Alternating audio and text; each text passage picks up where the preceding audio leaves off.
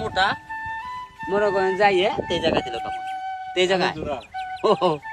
প্রাকৃতিক পরিবেশ উপভোগ করতে চলে গিয়েছিলাম আমাদের স্মৃতিবিজড়িত জায়গা ঘুষপাড়ায়। ইউনিভার্সিটির শুরুর দিকে প্রায় 3 বছর ছিলাম এই ঘুষপাড়ায়। তখন খুব বেশি আশা হতো এই জায়গাটাতে, বন্ধু বান্ধব মিলে আড্ডাও দিতাম খুব। কিন্তু ইউনিভার্সিটির হলে ওঠার পর তেমন একটা আশা হয় না এই ঘুষপাড়ায়। তাই হঠাৎ করেই চলে গিয়েছিলাম ঘুষপাড়ার মডেল টাউনের সবুজ ধান ক্ষেত আর মাছের খামারগুলো দেখতে। আর এই মামার থেকে শুনলাম বড় বড় সাপ মারার কাহিনী, আর ওই সাপ জ্বালানি হিসেবে ব্যবহার করে খিচুড়ি রান্নার কাহিনী। মোটা মনে করেন যাইয়ে এই জায়গা দিল কাপড় এই জায়গায় না কালি ধরাই আপনার দেখাই গাড়ি চলতে হাই ওই জন্য গাড়ি দিছি দেখবেন পুষ জেনে নিয়ে এই যে পরদিনকে খিচুড়ি আছে যে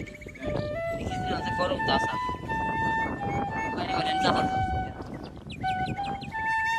বারোটা আমার ছিলাম বাইরে ওই জায়গায় গাড়ি আছে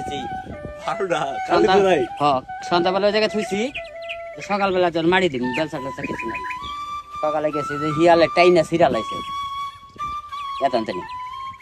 আগুনের পর আছে সেখানে কুকরি কুকরি হয়েছে কি সাপ কালিদুরা ওই চকরা চকরি ওই লোক কি মারা গেছে পরে না আমার নাই না ওই পারে থেকে তারা যাবে কামড়ে চাল তাই করে নেই ওষুধ নগল ওষুধ আছে নগল ওষুধ ওই যে ইয়ে পোড়া বাড়ির আছে আগে রেডি থাকি সাপে কামড় দিতে পারে ওষুধ সাথে রাখি। গত বছর আপনার রোদে মোরা আপনি দিয়ে দিছাল কারেন্টে যাওয়া আসা ভাষা ওই টিভের থেকে ওই মাথা বন্ধ দিছে একটা বড় বড় 6টা দাঁড়াইস ব্যাট থেকে কাটলে জানের মধ্যে খালি খেতা হিলাইছে দাঁড়াইস